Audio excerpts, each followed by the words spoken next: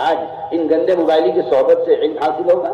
کسی کی عقل خفت ہو گئی ہو، کسی کھوپڑی الٹی ہو گئی ہو، وہ تو یہ بات کر سکتا ہے کہ شیطانوں کی صحبت سے اور گندی فلموں کے دیکھنے سے کہ علم حاصل ہوتا ہے۔ اس لیے ان شیطانی راستوں سے ہٹ کر ہمیں پلٹنا پڑے گا سب کو اجتماعی طور پر اس طریقہ محنت کی طرف جو طریقہ محنت محمد صلی اللہ علیہ وسلم کا ہے کہ صحابہ کی طرح گشت کرو بازاروں میں اور لوگوں کو ان کے ماحول سے اٹھا اٹھا کر مسجد کے ماحول میں لاؤ۔ صحابہ خوشامد کر رہے ہیں صحابہ کی، وہ جو سارے صحابہ پورے دین پر قائم تھے ان کی خوشامد کر کے مسجد میں لایا جا رہا۔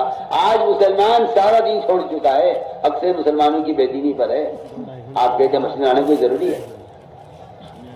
میرے دوستوں میں نے پہلی بات عرض کر تربیت کا، تعلیم کا، عمل کی اصلاح کے پیدا ہونے کا جو سب سے بنیادی سبب اور ذریعہ ہے وہ صرف مسجد کا ماحول ہے۔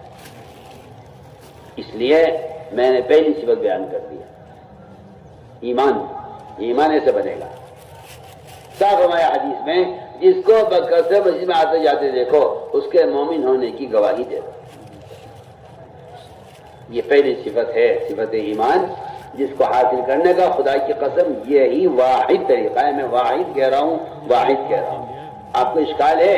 آپ کو اشکال اس لیے ہے کہ آپ رواجی طریقوں کی باتیں کرتے ہیں، ہم سنت طریقوں کی باتیں کرتے ہیں، آپ کو اشکال ہے، اعتراض یہ ہے آپ کو۔ صاحب میں تو آپ سے بے حجاب بات کر رہا ہوں۔ آپ کو شیطانی طریقے اچھے لگتے ہیں سنت کے مقابلے میں، اور ہمیں سنت طریقے اچھے لگتے ہیں تمہارے شیطانی طریقوں کے مقابلے میں۔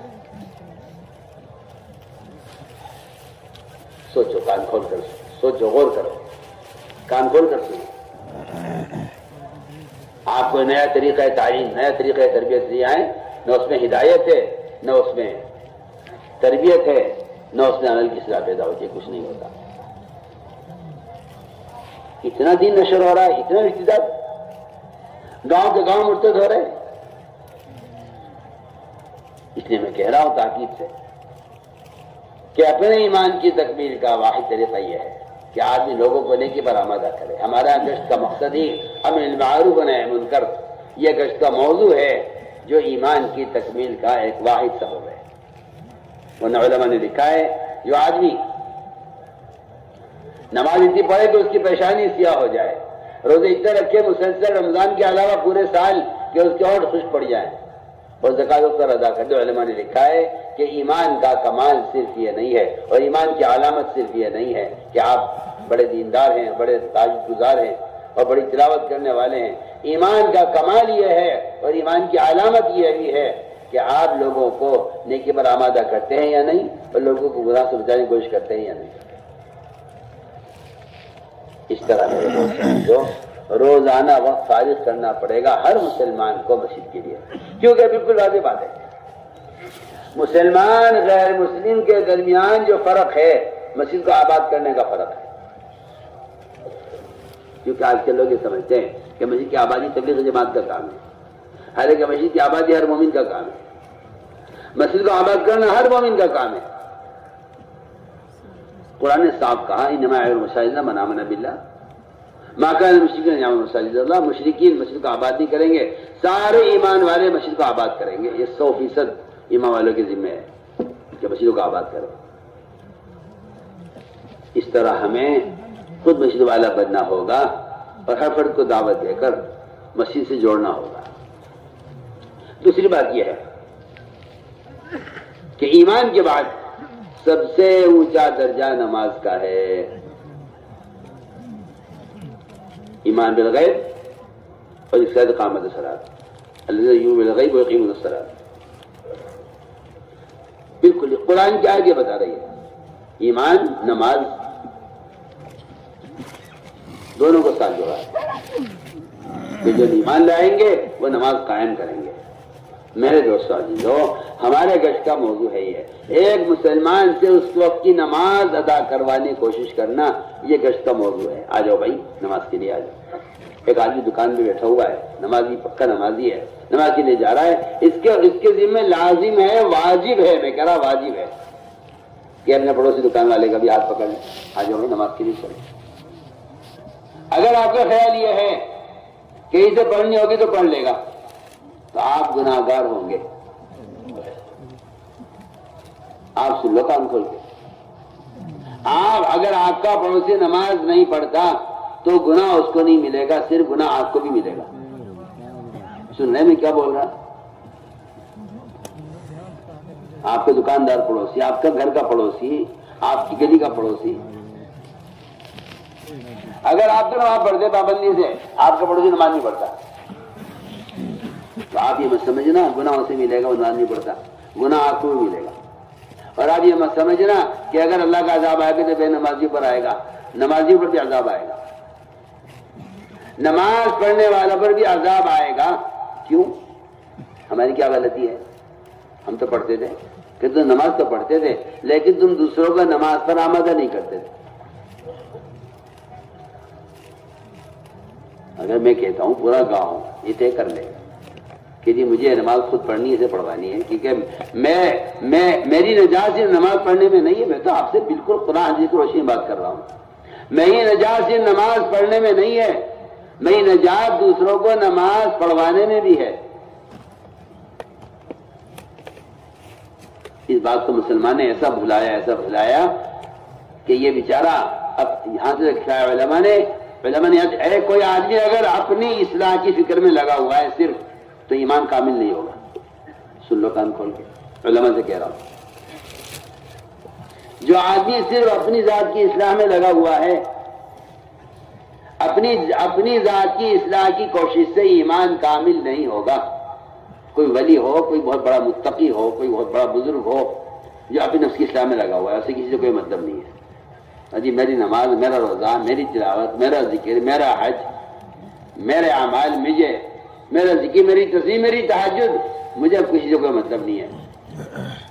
فرمایا کہ اگر یہ اپنی نفس کی اصلاح میں لگا ہوا ہے تو ایمان کامل نہیں ہوگا۔ سن لو میں کیا کہہ رہا ہوں، تو میری بات سمجھ رہے؟ کتنا بڑا کوئی بزرگ ہو، کتنا بڑا کوئی ولی ہو، اگر وہ اپنے نفس کی اصلاح میں لگا ہوا ہے ایمان کامل نہیں ہوگا۔ یہ میں کوئی خیالی باتیں نہیں کر رہا، یہ کوئی میرا اپنا خیال نہیں ہے، بالکل اسی طرح ترجمان السنہ میں لکھا ہے مولانا بدر عالم شمس والے نے، کوئی پڑھے اس کو، علماء سے کہہ رہا ہوں پڑھیے اس کو۔ اپنی کمالات عملیہ، اپنی ذات سے کمالات علمیہ دونوں لکھا ہے، جو چاہے کمال حاصل کر لے، لیکن اس کا ایمان کامل نہیں ہوگا جب تک یہ دوسروں کو دعوت نہیں دے۔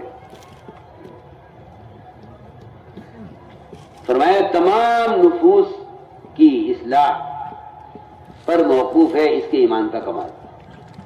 اپنے نفس کی اصلاح کی کوشش سے ایمان کامل نہیں ہوتا، صاف بات ہے۔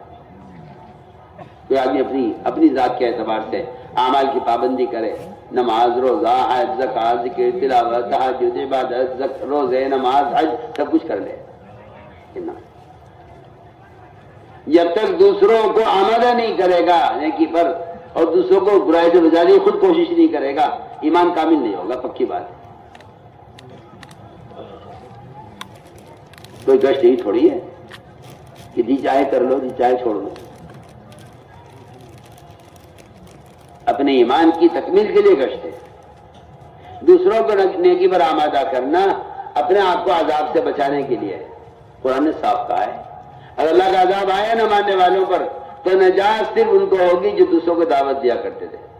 صاف قرآن کی آیت ہے، فَلَمَّا نَسُوا مَا ذُكِّرُوا بِهِ أَنجَيْنَا الَّذِينَ يَنْهَوْنَ عَنِ السُّوءِ۔ اس طرح میرے دوستو عزیزو، ہمیں اس طرح لوگوں کو نماز کے لیے تیار کرنا ہے۔ تو ظاہر بات ہے کہ جو آدمی صبح مسجد لائے گا وہ تو نماز چھوڑے گا نہیں، یہ تو ناممکن بات ہے، اور سمجھ میں آنے والی بات ہی نہیں ہے کہ کوئی آدمی کسی کو نماز کے لیے پکڑ کے لاگا خود نماز نہ پڑھے، ایسے تو ہو نہیں سکتا۔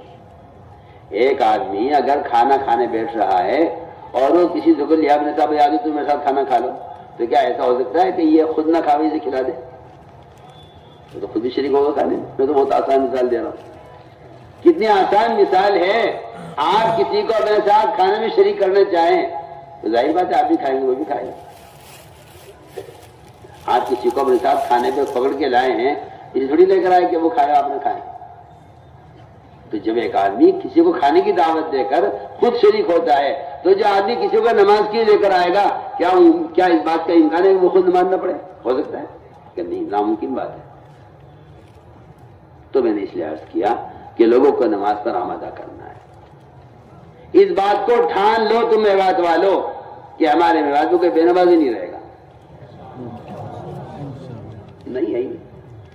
ایک تاجر بیٹھا سوچتا رہتا ہے دکان پہ، یہ گاہک بھی میرے آ جاتا، یہ گاہک بھی یہاں آ جاتا، یہ والا گاہک بھی آ جاتا، بھائی یہ سامنے سے گزر گیا ہے، یہ میری دکان میں کیوں نہیں آیا؟ اجی بھائی صاحب آ جاؤ، ہاتھ پکڑ پکڑ کے کھینچ کھینچ کے لاوے دکان میں. تم جا کے دیکھو مین روڈ پر ان کے ہوٹلوں کے ایجنٹ کھڑے ہوئے ہوں گے سڑک پر اپنی جان خطرے میں. ہائی وے پر گاڑی چل رہی ہے، وہاں کھڑے ہو کے ہاتھ دیتے ہیں 20 روپے کھڑے ہو کے، یہ ہوٹل لے کھانا کھاتے جاؤ. شراب کے اڈے لگے ہوئے ہیں، ان کے ایجنٹ کھڑے ہوئے ہیں سڑکوں پر، شراب کی دعوت دے رہے ہیں. یہ کام مسلمان کر رہا ہے، یہ کام مسلمان کر رہا ہے. میں تم سے بہت کام کی بات کر رہا ہوں. اس لیے میرے دوستو عزیزو، دوسروں کو نماز پر آمادہ کرو، خود اپنی ذات سے نماز میں کمال پیدا کرو. جو نماز قبول نہیں ہوتی وہ نماز قبول نہیں ہوتی جلدی جلدی پڑھی جاتی ہے. ہمارے جلسوں میں نمازیں ہوتی ہیں نماز سکھلانے کے لیے. اپنی مسجدوں میں ایسے اطمینان سے نماز پڑھا کرو. اگر رکوع سجدہ قومہ قاعدہ جلسہ اطمینان سے نہیں ہو رہا تو یہ نماز منہ دے کے ماری جائے گی گندے کپڑے کی شکل میں. جو نماز کامل نہیں ہوتی وہ نمازی کے لیے بد دعا کرتی ہے. دکان نہیں چل رہی، کھیت جڑ گیا، سیلاب آ گیا، پیداوار کی کیڑا لگ گیا، دکان خرقی ہو گئی، کسی نے تو کام بھی جھوٹا مقدمہ ڈال دیا، اجی میں تو مظلوم ہوں، میری تو کوئی غلطی نہیں ہے. اچھا تو نے تو نماز کو برباد کیا، اب نماز کی بد دعا لگے تجھے. نماز کی بد دعا لگتی ہے دکان کو. یہ نماز کو ضائع کرتا ہے دکان کے لیے. اللہ دکان کو ضائع کرتے ہیں نماز کی وجہ سے. ہو یہ رہا ہے. یہ بیچارہ یہ کہتا رہتا ہے جی کسی نے جادو کرا رکھا ہے. کیا جادو، کیا سحر؟ ہم تو اس کو مانتے ہی نہیں ہیں. ہم تو صاف باتیں کہتے ہیں کہ تو نے اپنے عمل کو بگاڑ کر نماز کی بد دعائیں تو لے رہا ہے. جس طرح مظلوم کی بد دعا لگتی ہے، یتیم کو ستانے والے کی جو بربادی ہوتی ہے وہ یتیم کے بد دعا سے ہوتی ہے. اور فرمایا اسی طرح نماز مظلوم ہو جاتی ہے اور نماز کو یہ بگاڑتا ہے دکان کے لیے. نماز بد دعا کرتی ہے، اے اللہ تو اس کی دکان کو برباد کر دے. اس نے کارخانے کی نماز کو ضائع کیا، اس کے کارخانے کو برباد کر دے. اس نے اپنے کھیت کے کیار کے لیے نماز ضائع کی، اس کی کھیت کو اجاڑ دے. نماز بد دعا کرتی ہے نمازی کے لیے. اس لیے ہمیں چاہیے کہ لمبی لمبی نمازیں پڑھنے کی مشق کیا کرو. جس سے نماز میں کمال ہوگا دین میں کمال ہوگا. حدیث میں آیا من اقام فقد اقام الدین. جو نماز کو درست کرے گا دین کو درست کرے گا. جو نماز کو قائم کرے گا وہ دین کو قائم کرے گا. اپنے گناہوں کے اثرات نماز میں تلاش کیا کرو. مجھ سے کون سا گناہ ہوا؟ یہ جو گناہ ہوا ہے نماز میں غلطی ہوئی ہے مجھ سے، کوئی نام میں سستی ہو رہی ہے. جو نماز چھوڑ دیتا ہے اس کا اسلام میں حصہ ختم ہو جاتا ہے. جو نماز چھوڑ دے اس کے اسلام میں کوئی حصہ نہیں ہے. بتائیے تو صحیح، جس کے اسلام میں کوئی حصہ نہیں وہ اللہ سے کیا لے لے گا؟ دعائیں مانگتا رہے، بزرگوں سے دعائیں کراتے رہو دعا. جس آدمی کا کمپنی میں کوئی حصہ نہیں ہے، کیا کمپنی سے اسے کچھ ملے گا؟ کوئی شیئر نہیں، اس کا کوئی حصہ نہیں کمپنی میں، کیا ملے گا اسے کمپنی سے؟ کچھ یہ کمپنی سے ملے گا جس کا کمپنی میں حصہ ہے. اس کا اسلام میں تو کوئی حصہ ہے نہیں. تو بزرگ دعا کر دے، وہ اللہ والا دعا کر دے، کوئی مجھے نقص بنا دے، کوئی مجھے تعویذ دے دے، اس پہ پڑے رہتے ہیں، لگے رہتے ہیں. وہاں تو پتا کٹ چکا ہے نماز چھوڑنے کی وجہ سے. مسلمان ہی نہیں ہوا جو نماز چھوڑ دے. جو آدمی نماز چھوڑ دے وہ مسلمان ہی نہیں رہا. تو پھر آپ بتائیے تو صحیح، پھر آپ اللہ سے کیا لے لیں گے آپ؟ اس لیے میں نے عرض کیا کہ پورا مجمع اس کا فیصلہ کرے. شرم آتی ہے مسلمان سے کہتے مہربانی چھوڑیں گے. نماز پڑھنے کو حکم تو کافر کو دیا جاتا تھا اللہ کے رسول کے زمانے میں. جی پڑھیے آپ، جگہ جگہ آپ کو ملے گا. کفار یہ کہتے تھے کہ محمد صلی اللہ علیہ وسلم ہمیں نماز کا حکم دیتے ہیں. ابو سفیان نے کہا تھا بادشاہ سے، کان یامرنا بالصلاۃ، کہ آپ ہمیں نماز کا حکم دیتے ہیں. مسلمان سے کہ نماز پڑھیں گے؟ ارے مسلمان نماز چھوڑ دے. وہاں تو کافر نماز پڑھ لیا